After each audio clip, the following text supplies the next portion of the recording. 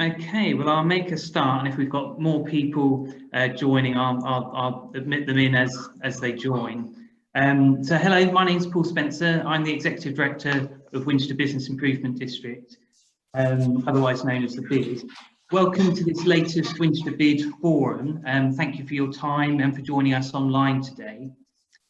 Can I make you all aware that we're recording this meeting, so other BID members who are unable to join us will be able to watch it back. And we'll also share the slides afterwards as well. So I see most people are on mute, so I'll ask you, if you're not, just to use the mute function, just to avoid the feedback we sometimes get on Zoom. But there will be opportunities to ask questions and to make comments throughout. And the suggestion is that we use the chat function for this, please. So if you put your comments and questions into the chat, and then after each speaker, we'll review those, and then we'll invite them to give a response. We hold Winchester BID forums regularly throughout the year, and their aim is to provide opportunities for BID members to come together and hear updates from myself and other members of the BID team, but to also find out about other projects and happenings in the city which are of interest to the local business community. Now I'm going to share my screen now so that you can see the slides. If you bear with me just a moment.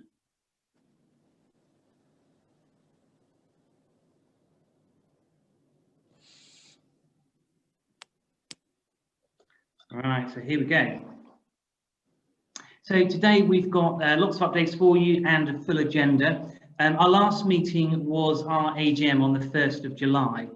So we'll begin with a general update on the BID's activities since that last meeting. This will be followed by an update on our plans for this year's festive season, and this will be led by our Projects and Operations Manager, Sarah Davis. We're joined by Tom Lowe, Head of Student Engagement and Employability at the University of Winchester, who will speak to us about how businesses can help local students by offering work placements either in person or remotely. We have Susan Robbins, Head of Corporate Engagement at Winchester City Council, who will give us a brief update on Central Winchester regeneration. And Jeff Hobbs, Principal Transport Planner at Hampshire County Council, will be giving an update on the Winchester Movement Strategy work streams, as well as the recent pop-up schemes in the city centre. So thank you to Sarah, Tom, Susan and Jeff for joining us, and we look forward to hearing from you shortly. Many of you will be familiar with the work of Winchester BID, which was first established in 2008, 12 years ago.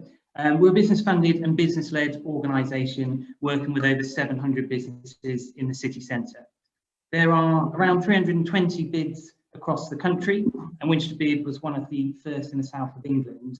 Now many of our neighbouring towns and cities also have BIDs where businesses have voted to work together to collectively invest in improvements for their locality, additional to those provided by local statutory bodies. I'd like to take this opportunity to say a big thank you to all of the businesses that's paid into the BID so far this year. These are challenging times, and it's these businesses which is making it possible for us to continue delivering projects and services to support the local business community and make Winchester a better place to be. But a BID is a collective investment, so we ask businesses with outstanding levy notices to please respond to these or to get in contact with us if you have any queries. On this slide, we have the cover of our business plan 2018 to 2023, and our work falls under 4 key themes. The first is positioning and promoting Winchester, and this includes marketing communications, events, promotions, and awards and accreditation schemes that local businesses can participate in to celebrate successes and good practice. The second is managing and enhancing the cityscape. This includes the Winchester Business Crime Reduction Partnership, as well as various public realm enhancements, and also schemes to raise awareness of environmental issues and sustainability. The third is supporting business growth. This includes our savings and advisory service for businesses, training, networking events, and the Winchester Business Centre workspace based on Parchment Street. And the fourth is influencing and inspiring change. So this involves providing comment on major city centre developments, lobbying on key issues for businesses in the city centre, collating footfall data and car parking data, And we also produce a quarterly business barometer survey and town audits, among other projects as well. Now, further information, as always, is available on our website. And the 4 key themes appear here. You can click on those and get a full list of all the different projects and services that the BID is delivering under each of the themes. And there are also sections where you can find out more about the BID, how it was first established, the geographical area that we cover, information about the team, the board of directors, and details of our governance and finances. And you can also download the business plan as well and link through to our social media platform. So if you'd like to take a look, then please visit winchesterbid.co.uk. However, one of the best ways to stay up to date with the latest projects and services is to sign up to our fortnightly e-newsletter. And you can do this via the website or by contacting a member of the team. Now, Winchester BID operates through a not-for-profit organisation called Winchester City Centre Partnership. And we report to a board of directors who provide a range of skills and experience and represent a variety of business sectors in the city. The delivery team is made up of 3 full-time and 2 part-time members of staff. And our team, as well as some of our board members, are on this online meeting today. We operate an open door policy at our office. We also host meet and greet sessions. You can request a visit from a member of the team. We can be contacted by phone, email, and via our website and social media. So we welcome you to engage with us in whichever way works best for you, and not just at more formal events like this online BID forum today.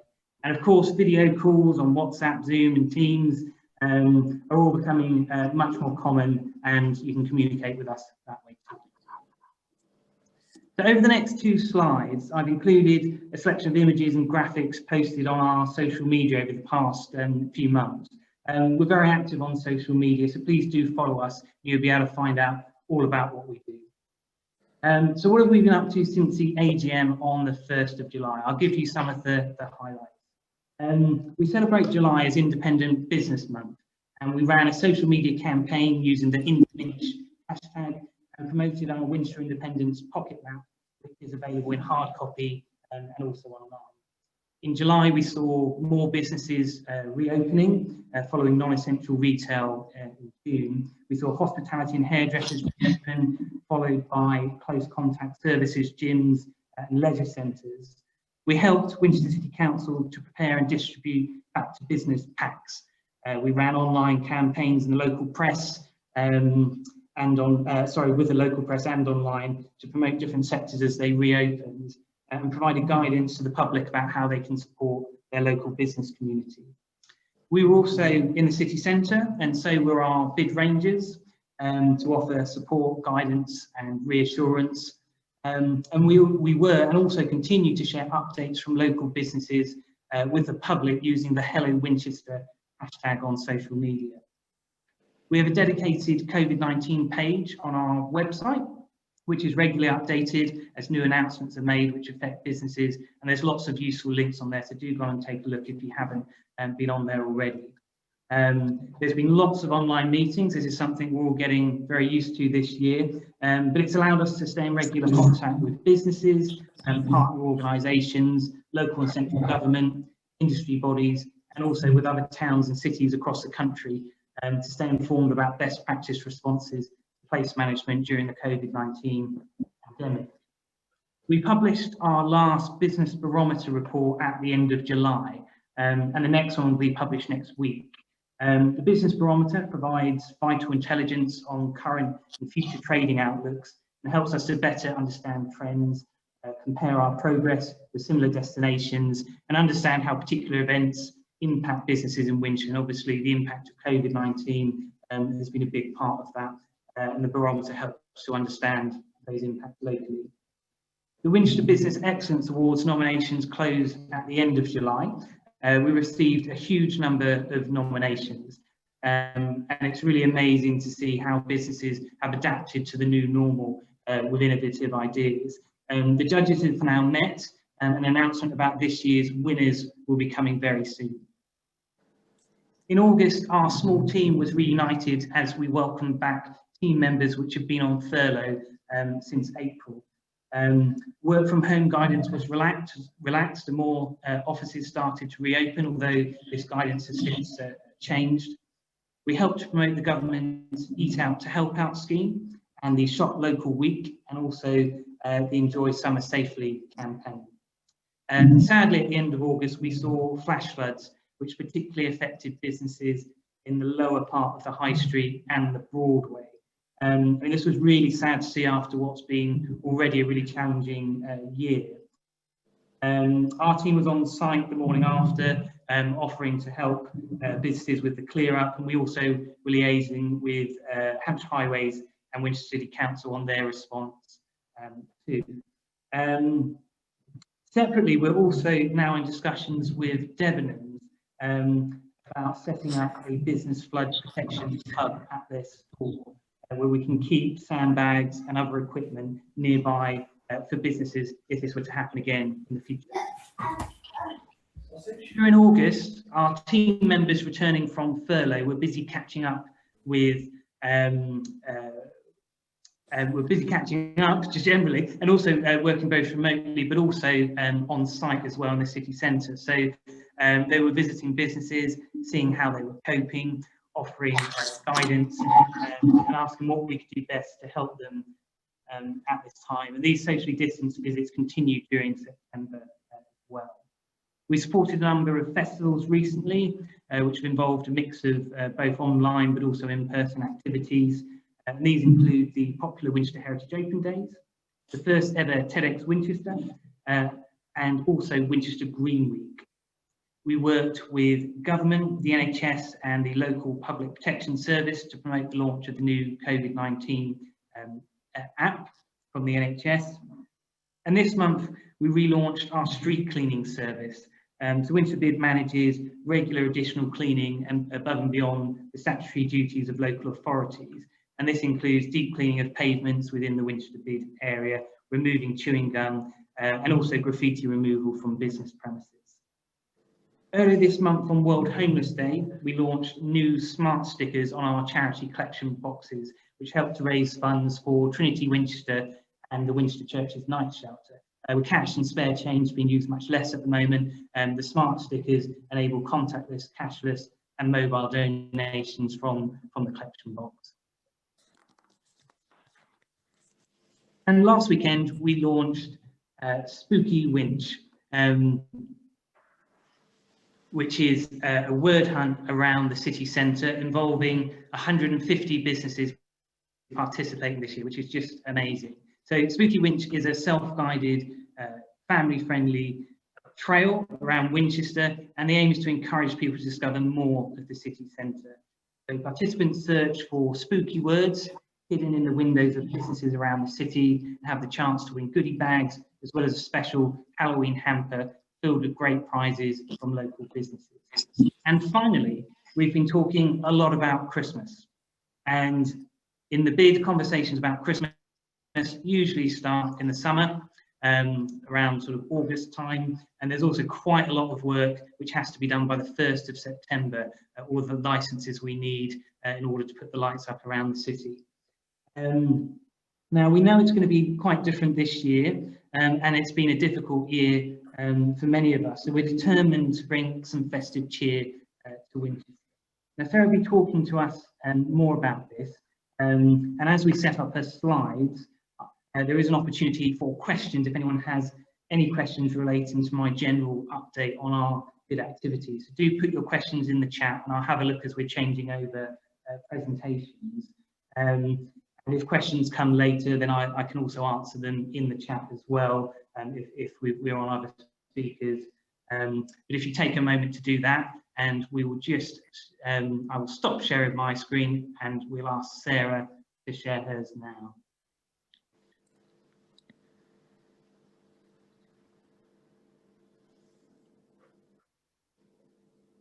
Thanks, Paul.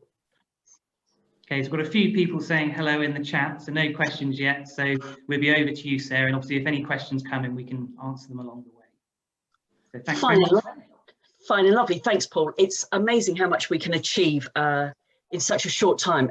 As Paul mentioned, we only came back from furlough in August, and already Christmas is in most of my world finished, it feels like. But let's tell you what we're planning. The bid focuses on Christmas every year. It's our big project. It's my big project, and I love it, and it's great. And I didn't want to not have Christmas in Winchester this year, any more than the rest of you didn't want to not have Christmas in Winchester this year. So let's have a look at what's happening. This is the big reveal. You may have found out a bit on social media about what's happening, but this will give you a few more tidbits of information. So let's go over here. You know how beautiful this city looks at any time of the year. These two shots taken from up on St Giles Hill. I don't know if we're seeing it, Sarah. Are you not seeing St Giles? I'm seeing St Giles Hill. Bear with me. It's just me lucky enough to see it. Hang on. Let's go there. I think if you click on that from the beginning bit at the top, it'll go full screen.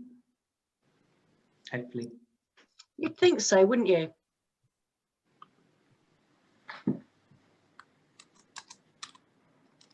You'd think so. Are we not full screen? No. Do you want me to try from my machine, or do you want to go through it like this? Hang on. Let's see if that makes a difference. Right, that may make a difference. Yes. There we go. Lovely. That's got full screen. Right, well done. We'll get there eventually. Technology is always challenging. Winchester from St Giles Hill at any time of the year looks amazing. The first of these shots was taken in lockdown, so nobody in the high street. The second of these shots was taken at the firework procession last year, so 20,000 people in the high street. And we love it when Winchester shows off its true colours. I didn't want us to miss this year. I wanted us to still be able to celebrate Winchester when it looks so amazing. And I found some really lovely shots, thanks to the City of Winchester Trust, of how Winchester used to do Christmas. Way before any of us were born, there were still Christmas lights in 1962 on the high street. There were also cars, as you can see, and those 50-watt bulbs that are just strung beautifully across. I imagine they didn't have the same license restrictions that I have every time I try and talk to the electricity board of Hampshire Highways. But Christmas has always been a thing. This was 1962 when traffic was allowed. This was 1978 when obviously big lorries were still allowed, and big trees as well. I love this tree.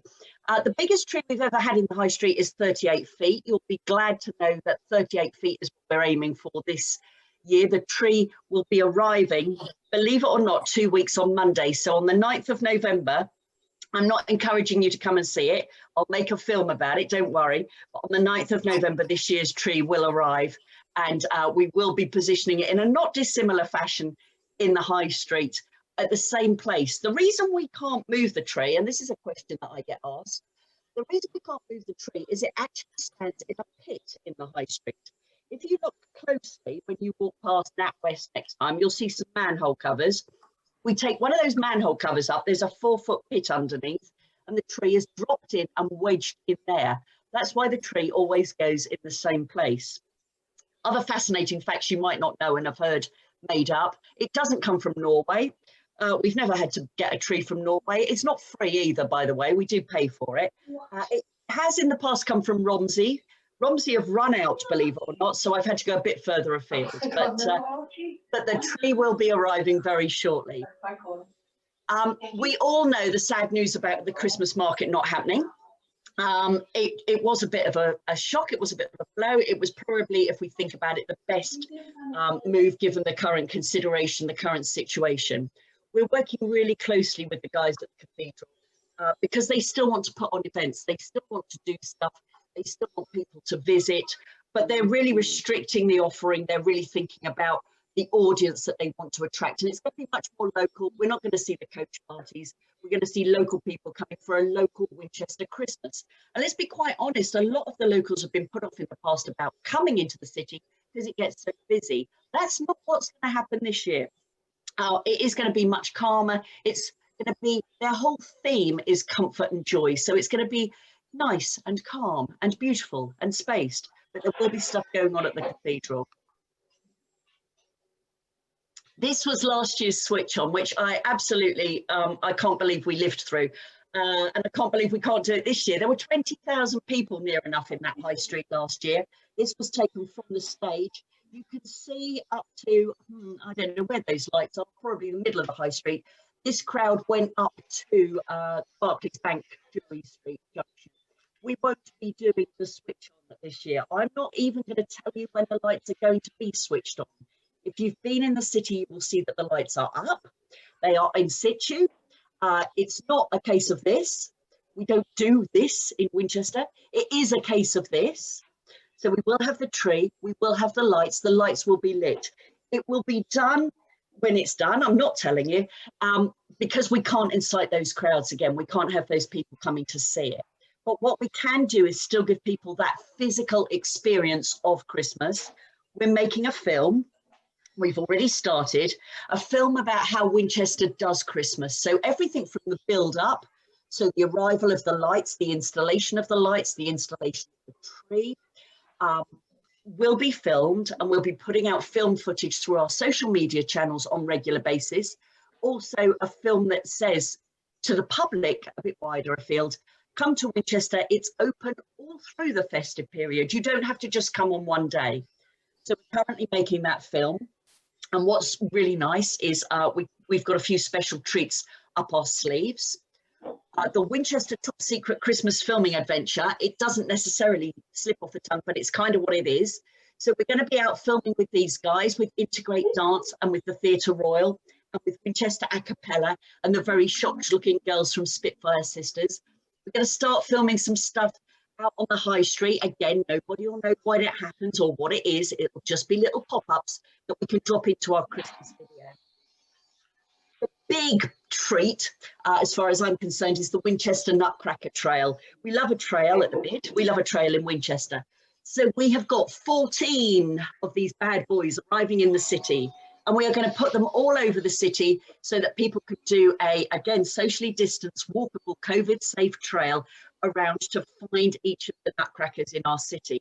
It'll get people to visit those quiet patches, places they've never been before, and discover some unexpected treats. Now, all of the ones you see here are they're not 9.5 foot, they're 6.5 foot.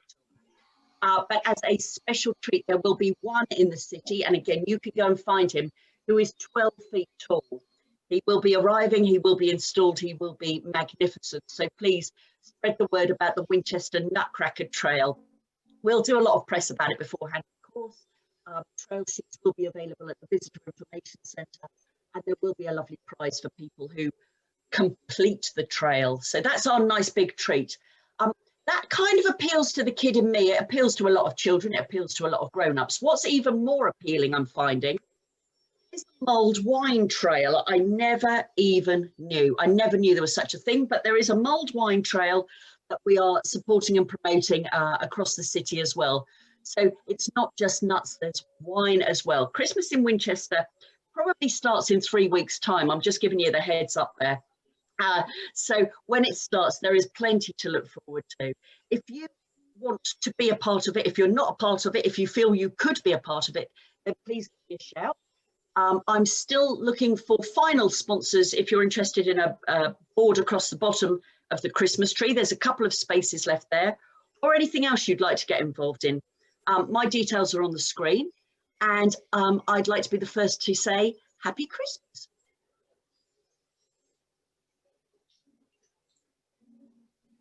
Thanks so much, Sarah. So if there's any questions at all at this stage about the festive season, then do put them in the chat and we'll put them to Sarah.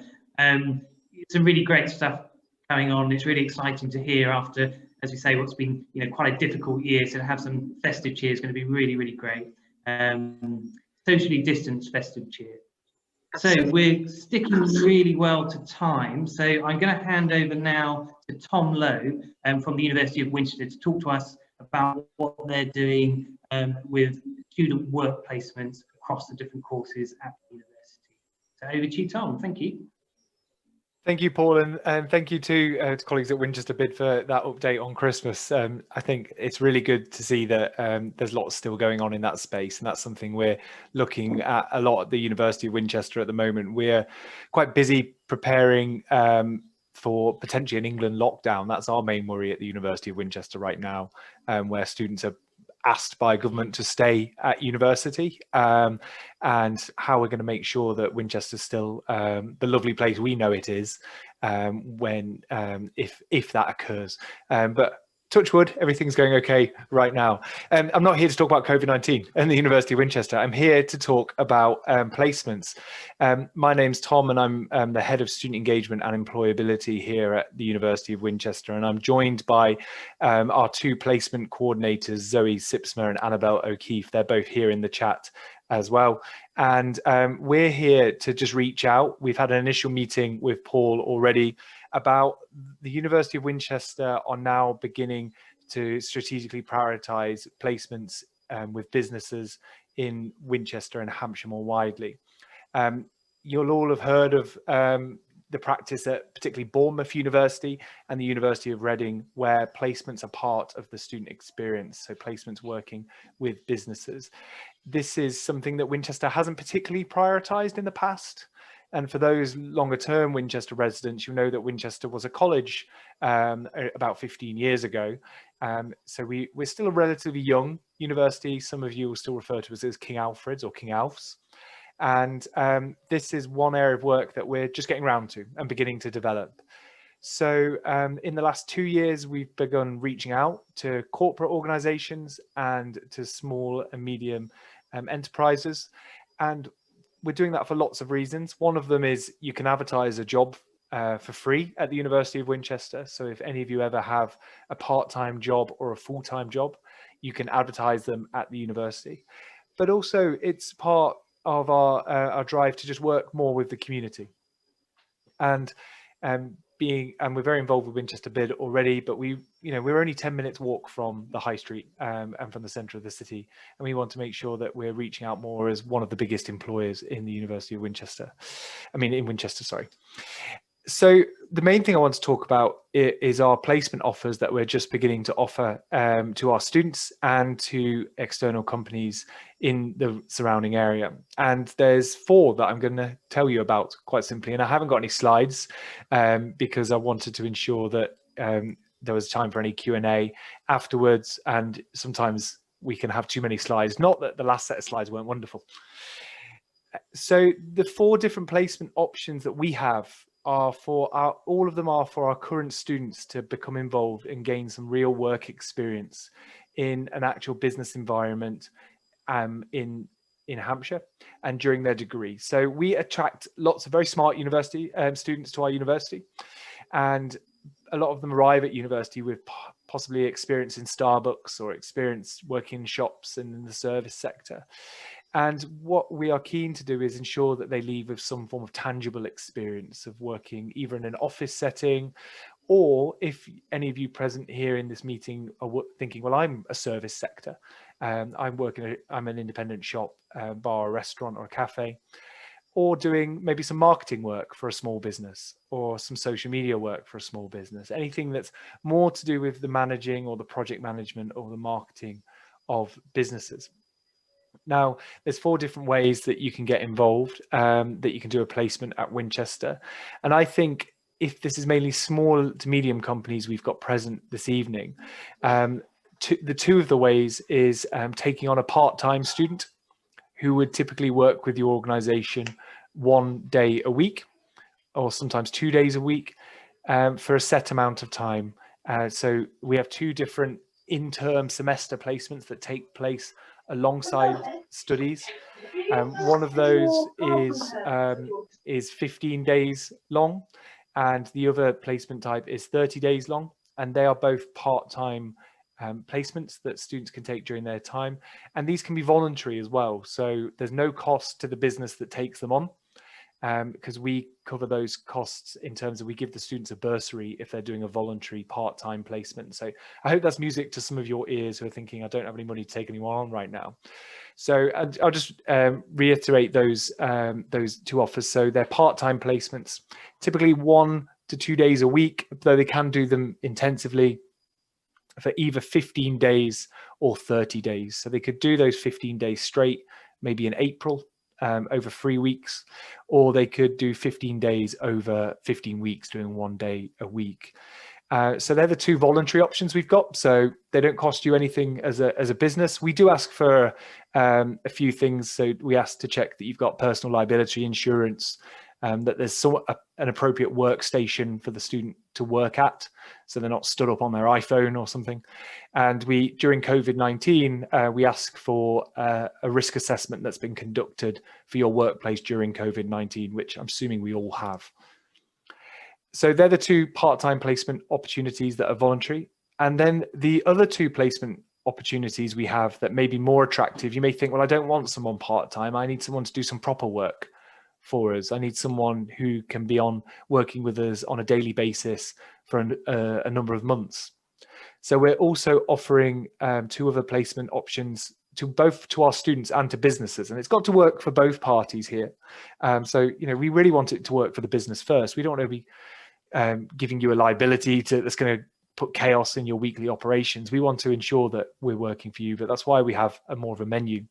And the other two options is a summer-long internship, which is completely extracurricular. So the students aren't marked on that at all.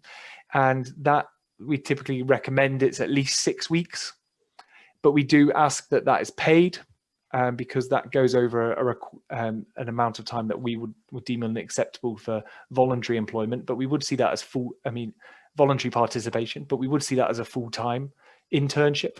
And then the final one is a sandwich year, which we are looking at 34 weeks across a whole year of study.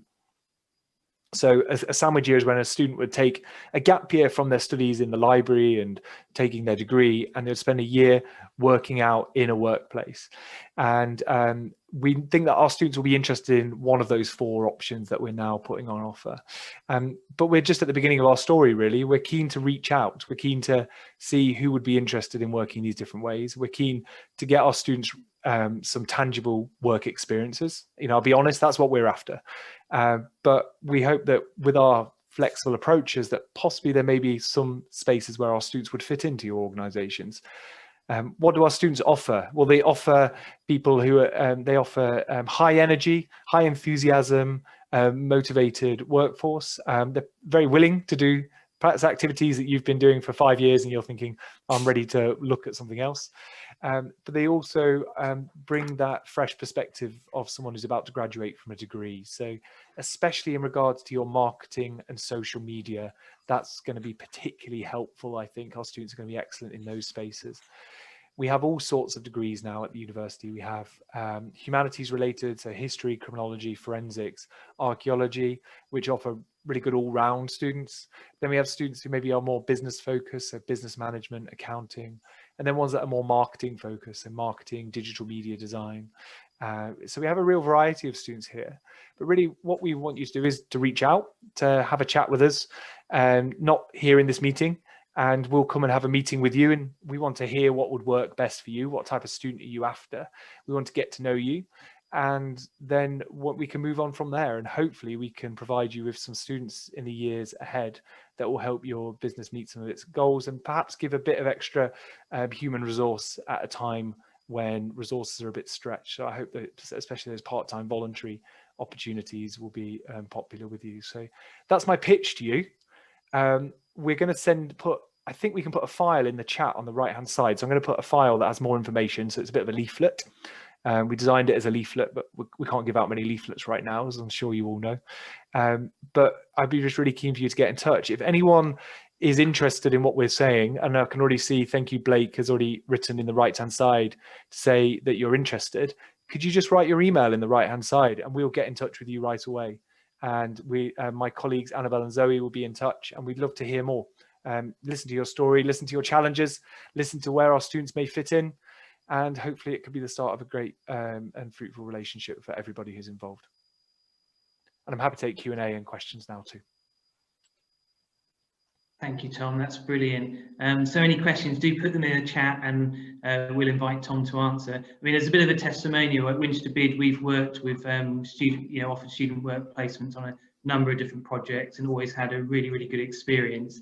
Particularly because we work with the festivals in Winchester Group, a network of festival organisers in the city. There's been a lot of connections made there, particularly on the events management course. but also through Winchester Fashion Week, which is one of the events that the BID organise. We've had marketing students getting involved with that as well. I can see there's a few people, Tom, starting to put their contact details into the chat for you, so it's really great to see that there's interest. And also, if you wanted to share that leaflet with us afterwards, we can share it more widely as well. Definitely, I'll send that in an email to yourself, but I'll also put it in the chat in a moment. But no, really good to link, and thank you for those of you who already commented. I'll write my email in there too, so you can get in touch if you wish. Brilliant. Thank you very much, Tom, and good to have Annabelle and Zoe joining us as well. So we'll hand over now to Susan Robbins from Winchester City Council, who's going to give us a brief update on the Central Winchester Regeneration Project.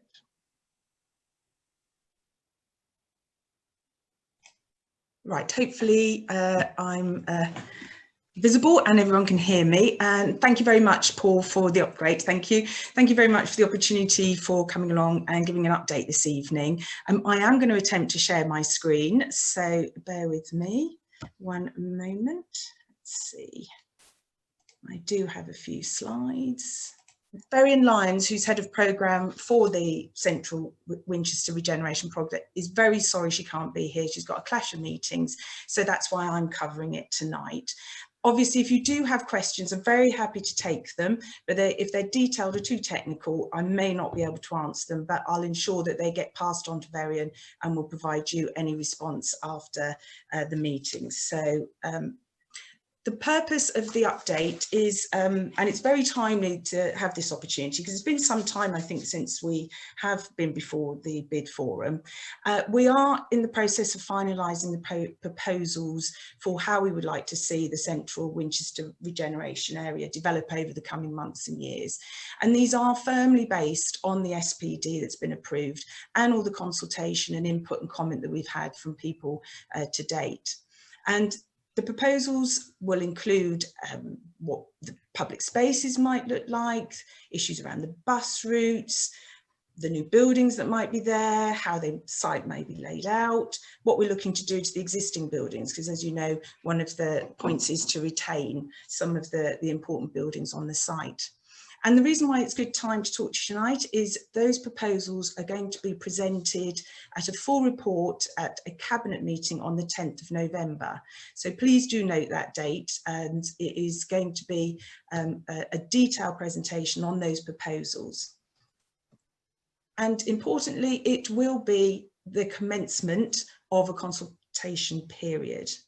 And the full timing of those and all the activities will also be included in that cabinet report.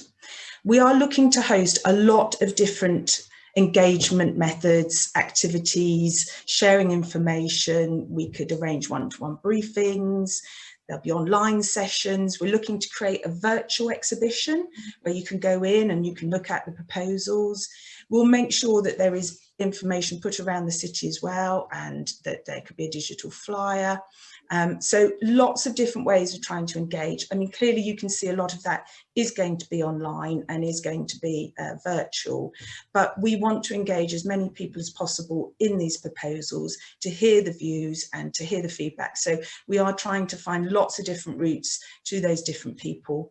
And if you are interested in getting involved, please do register at this email address, which is centralcwregen@winchester.gov.uk.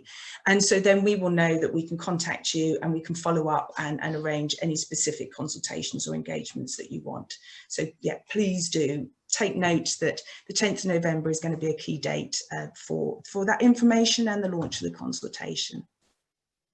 But, you know, we haven't just been doing that. There are some key projects that we have been taking forward, and you've probably read about these in the Chronicle. I think there's been a couple of articles just in the last couple of weeks about these two projects. And the first one is Coitbury House, and this was part of a decision day by members on just 12th, last Monday, and that saw the approval of an agreement to work with Lowe, who are Property Guardian Company. If you're not familiar with that concept, the Property Guardian companies seek residents to go into underused space so that their occupation creates a sort of security and safeguarding of that building so that it doesn't fall derelict or prey to any vandalism. So Low is the property guardian company we're working with, and they will be looking to attract key workers and young people for Coitbury House for affordable accommodation. The building clearly will need to go through some internal refurbishment to create those lettings and those residential spaces, and that sort of development work is still in progress. And then the other key project that you've probably been hearing about, again, and has been in the Hampshire Chronicle, is the King's Walk project. There was a significant feasibility study exercise that took place recently. I think we had 800 responses to that survey. So thank you very much to everybody who took the time to respond and give us their views about the possible future uses of the buildings, the type of activities that could be there, what people thought were important for those different uses going forward. And the feasibility study has shown that there's lots of different areas within the King's Walk, and so they could be used for lots of different sorts of activities. The central courtyard could be a really great location for lots of different people to use by improving the facades and making it perhaps more visible. The first floor spaces could be for arts and crafts, workspaces. I think there's a goods lift there, so there's a great link between that upper floor and the retail units on the ground floor. And the third and second floors, more social uses, collaborative workspace offer. So it's really thinking about all the different levels of the area and the different types of uses that could go in there. And also the service yard at Tanner Street for an event space. And we're looking also at the top of Iceland, which was previously the rooftop car park. And perhaps that could be opened up into another entertainment or gathering space, open air. And I think some of these measures, particularly that last one, you can see creating some outdoor space where people can come together in a COVID secure way. Having that space, having social distancing opportunities, presents a way of bringing life and activity back into our city. So that's all I had to say. It was a brief update. I think for me, it's very much about emphasising the committee report, the proposals and the commencement of the consultation on the 10th of November. And that, again, if you want to register for more information around that, it's the CW Regen at winchester.gov.uk website, so that you can put forward your name to be involved and be part of those future deliberations. So thank you. And yeah, as I say, I'm happy to record questions, or if I'm able to answer anything, I will. Thank you. Thanks very much, Susan. A comment there about the importance of looking at new workspace provision in the city in the chat there. It's something that we've been talking about for some time, and that's really exciting that there's potential within King's Walk, but obviously there's other projects around the city as well, which I'm sure we'll talk about other opportunities as well. There is a comment about rents and rates as well. I mean, this is something that we're aware of, that Winchester isn't the most affordable place, and that's why I think a range of different types of workspaces is really key.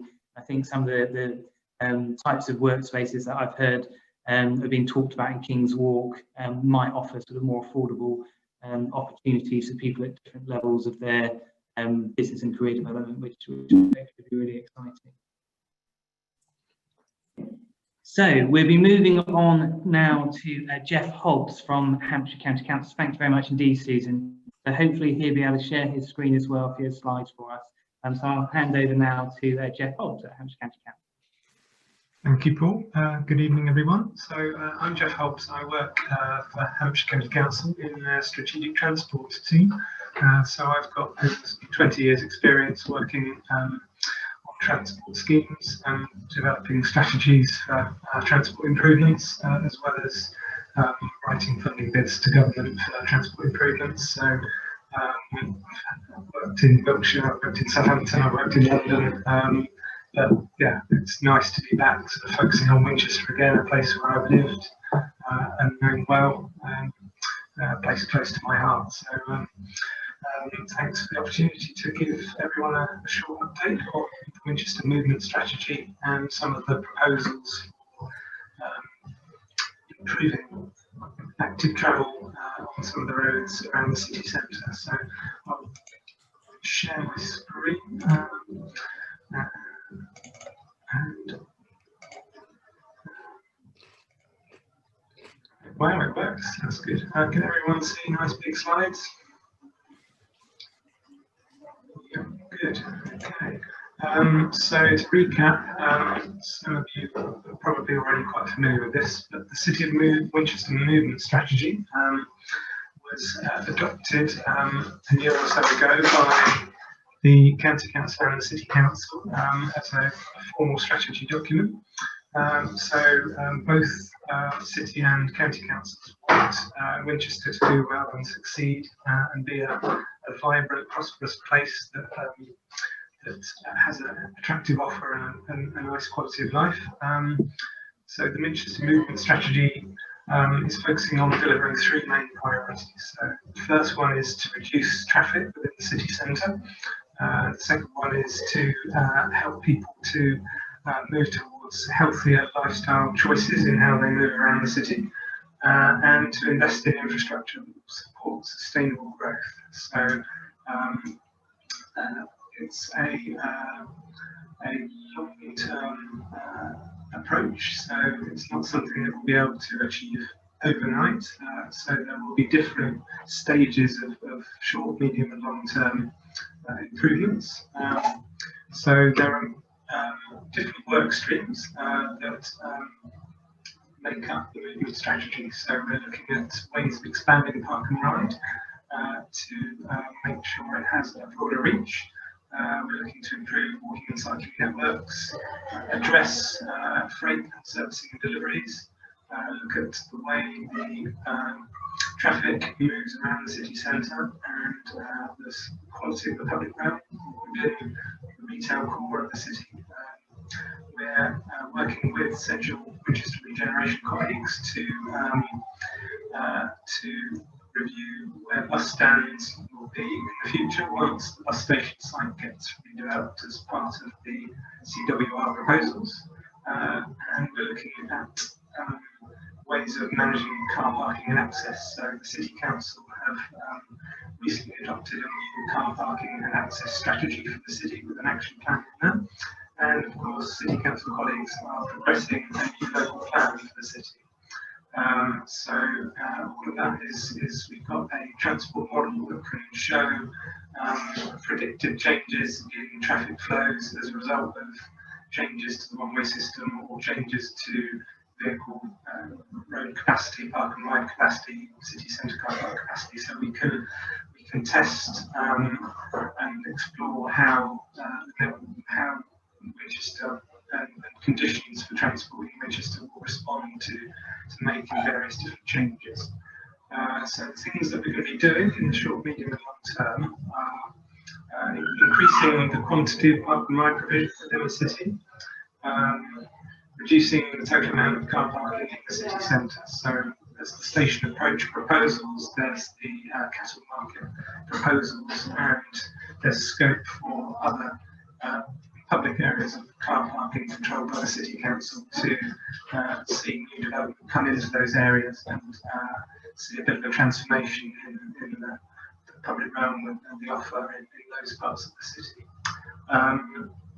The key part of the movement strategy is looking to enhance the public realm. So that's something that's an issue I know that's close to the BID's heart. So it's looking at areas that are okay but could be better. So Drury Street, St George's Street, bottom end of Broadway, across the river over Bridge Street, and the top end of Chesil Street. Those sorts of areas that don't necessarily give a great impression of the city. And if you go to other cities, other historic cities, and see how they've managed their public realm in areas away from main thoroughfares like the High Street, I think there's definitely scope there to be quite transformative, quite imaginative in how we use use the road space from building line to building line in a different, better way than we do now. We're looking at obviously pavements in the cities, being a historic city, pavements are narrow and roads widths are quite narrow, so it's not very easy to accommodate cycling. So we're looking at ways we can do that better, and not just look at piecemeal short sections of cycleway, but looking at whole corridors and how we can get people safely from a suburb into the heart of the city centre by bike. Where they feel safe, they can do that in a way that less confident cyclists without all the lycra and whatnot can make those journeys a bit like they do in other countries like Denmark and Holland, without having to feel that they have to have a shower when they go to the office. We're also looking at ways of prioritising access to buses, so it's quicker and easier to get into the city centre by bus through things like bus gates and bus-only streets. So along with many other UK cities and internationally, that we're aiming to deliver a shift away from dependence on the private car and get people to explore and use more public transport, the bus, walking and cycling. And by using the road space we've got in our congested, historic, narrow streeted city, we can use the road space, the limited road space we've got more efficiently, so moving more people using more space efficient ways of getting around, and that can help Winchester become a more vibrant city with better air quality and a nice quality of life, which I'm sure are aspirations you would all support. So basically, putting it really simply, what sort of things can businesses in the city expect from the Winchester Movement Strategy as time goes on over the next 5, 10, 15, 20 years? I've done a few really simple graphs. So traffic volume goes down, the amount of spaces in park and ride on the fringe of the city goes up, the amount of space you need in the city centre car parks goes down, number of trips by bus goes up, the amount of bus priority that's available through either signals or bus gates or bus-only streets goes up, the delays to buses over time will go down, numbers of people walking and cycling for those shorter local trips go up, the car trips made go down, number of freight and servicing trips during busy periods goes down, journey times become more reliable, air quality and congestion, air pollution and congestion go down, and the aim is that health and quality of place and physical activity all increase. So another interesting fact of the day that's not as interesting as the Christmas tree one, a third of the UK's carbon emissions come from transport. And unlike other sectors like heavy industry, which have seen really big reductions in carbon, transport carbon has only gone down by 2% since 1990. So whilst fuel efficiency has improved, we're all buying bigger, heavier cars like SUVs, and that means that those produce quite a bit of carbon. And there's more higher volumes of traffic, and obviously lorries and larger vehicles produce quite a lot of carbon dioxide. So car transport accounts for about 40% of the UK transport-related carbon emissions. So interesting stuff. So the whole aim of Winchester Movement Strategy and what will be our new Hampshire-wide transport plan is to move away from an era where we used to use transport forecasts and look at what's happened in the past and project that forward to say, right, we need more space for X numbers of extra cars. We're moving to a more vision-led approach where we're looking at the outcomes we want for places like Winchester, looking at the kind of place we would like Winchester to be, what kind of outcomes we would see for Winchester, so a vibrant, exciting place where people want to visit and spend time and money. So again, we're moving away from what we used to do in planning for vehicles to an approach where we're planning for both people and for places.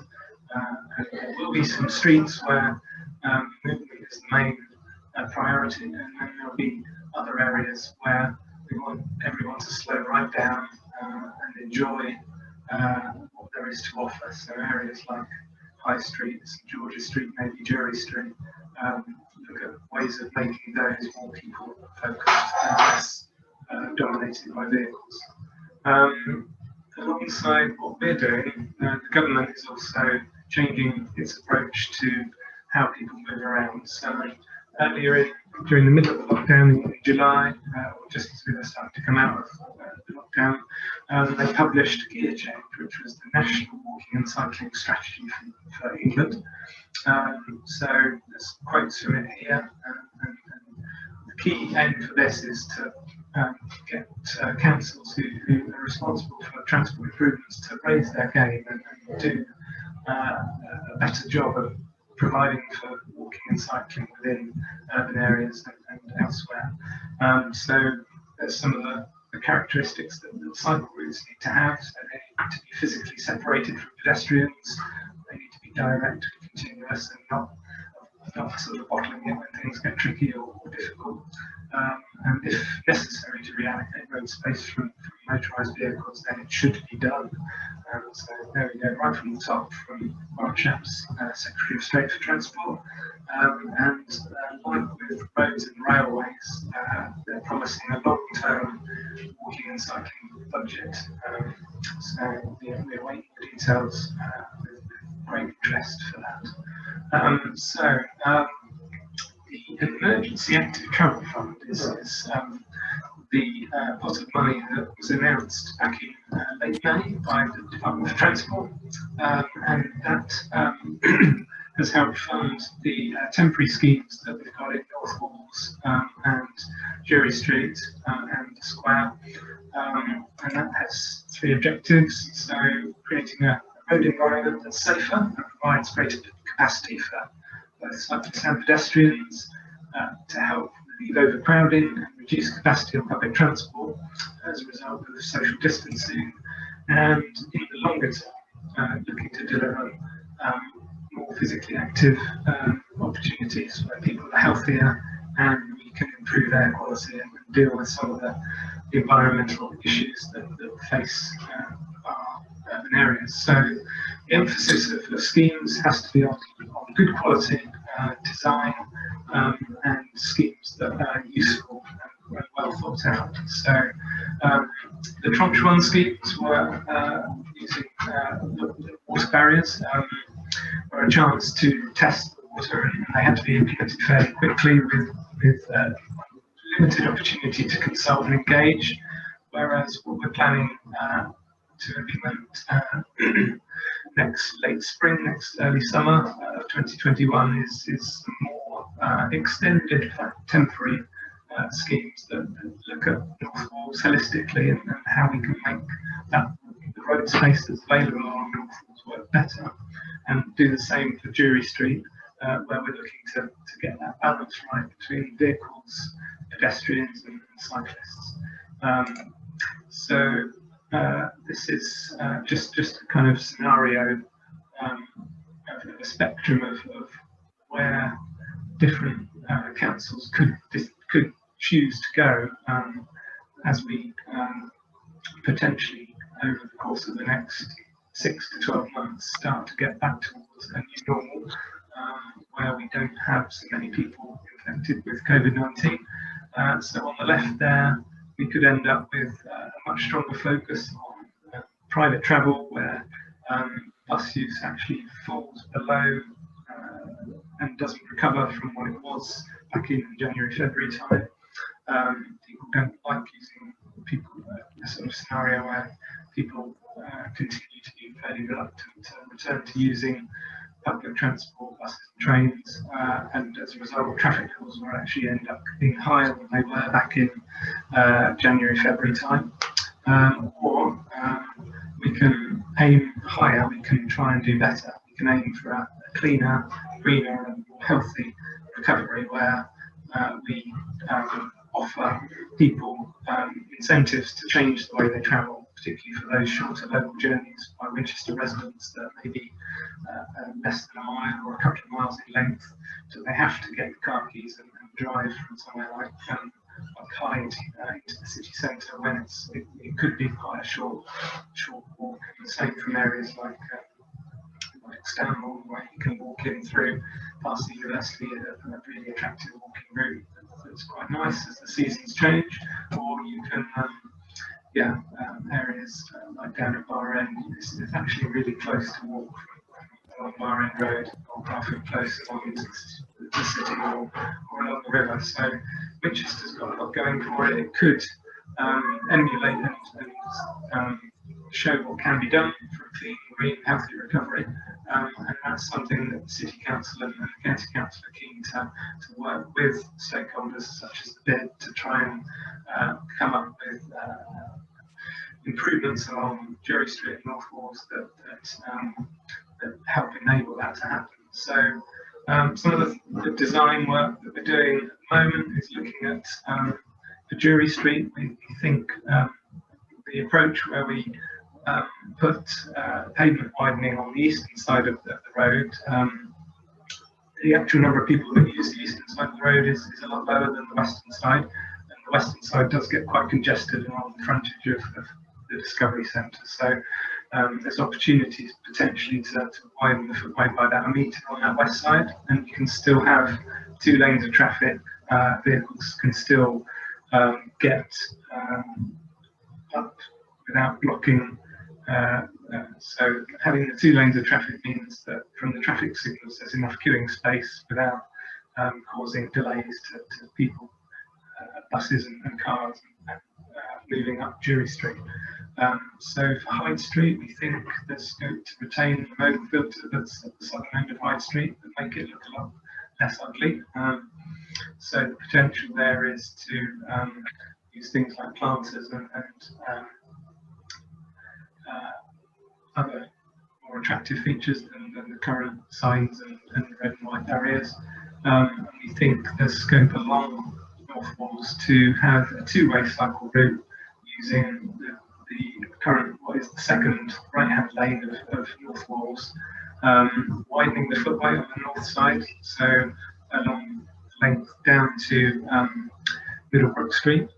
There's a lot of residential frontages on the central and eastern parts of North Walls that have very narrow pavements right outside them, so the residents will be slightly sort of further away from the traffic.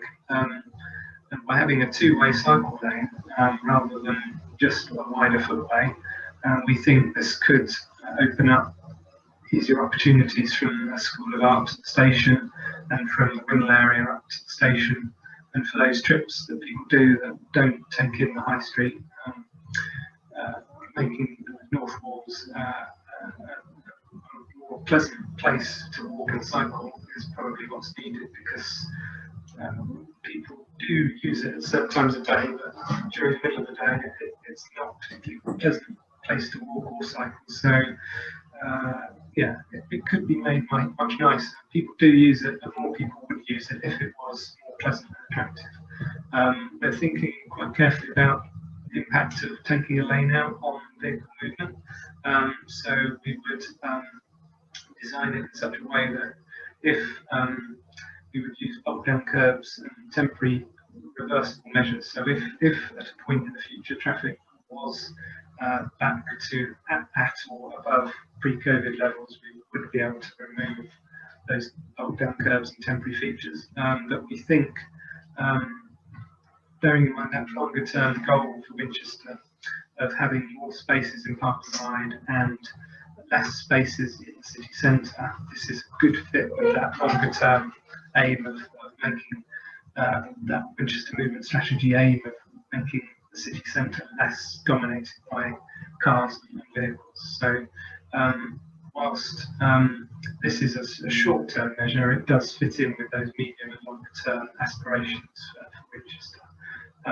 So looking at the High Street, near the West Gate, we think there's scope to put in a section of contraflow cycle lane along there. So for businesses that are based along that section of the High Street, we think Trafalgar Street and St Clement Street offer a good route for cyclists that want to get all the way into the city centre and the pedestrianised area. So we wouldn't look to have a contraflow cycle lane down the entire length of that top part of the High Street. We do recognise that businesses need spaces to load and unload. So we think there's scope to possibly look at a bit of pavement that looks like pavement that could be a loading bay at certain times of the day. So there would be scope to still load and unload in that top section, but we would design it in such a way that it would look like a pavement when it's not being used as servicing.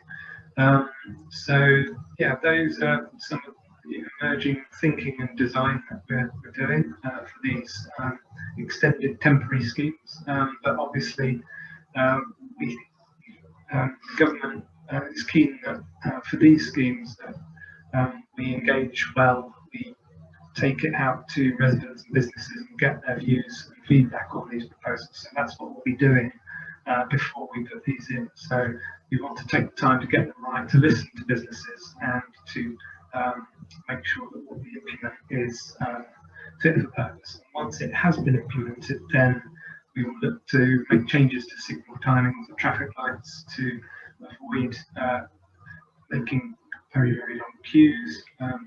So particularly places like the City Road, Jury Street, High Street, North Walls Junction, and the High Abbey Road, North Walls Junction.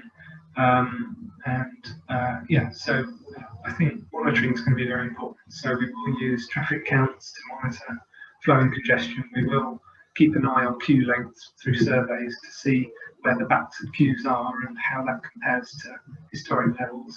And we will look to monitor walking and cycling volumes using these new facilities. But obviously, people do take time to adapt how they travel. So if with these schemes, it may well take time for more people to start walking and cycling. So we would look to have them in place for a good number of months to be able to effectively allow people to adapt how they travel. So, but importantly, we would look to be able to make modifications to these schemes if required.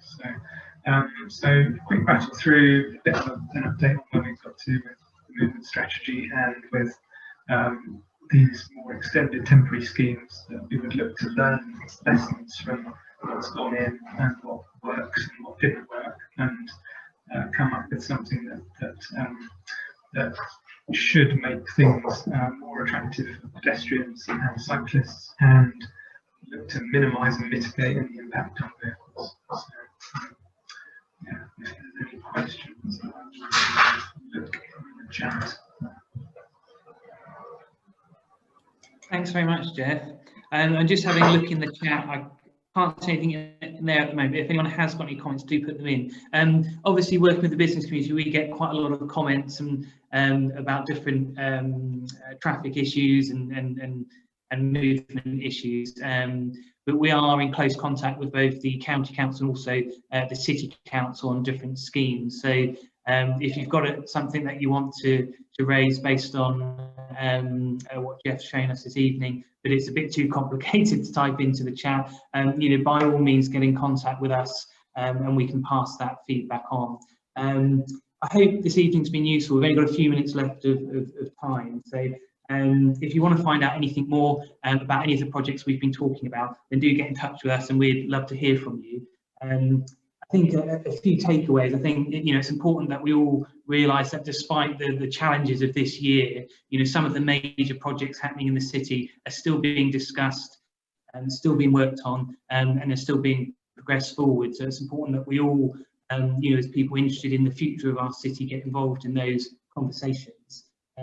Obviously, we've got opportunities at the University of Winchester expanding their work placement programme. And the bids involved in all sorts of things. I outlined some of those earlier. So if you want to find out more, do get in touch. And then probably one of the most important takeaways is, although this year is going to look a little bit different, COVID will not cancel Christmas in Winchester. And we look forward to celebrating the festive season with you in the coming weeks in November and December. So thanks very much everyone for joining us. Good to see you all, and thanks for your time. We look forward to seeing you again soon. Cheers, everyone. Good evening. Thank you. And thanks very much to our speakers.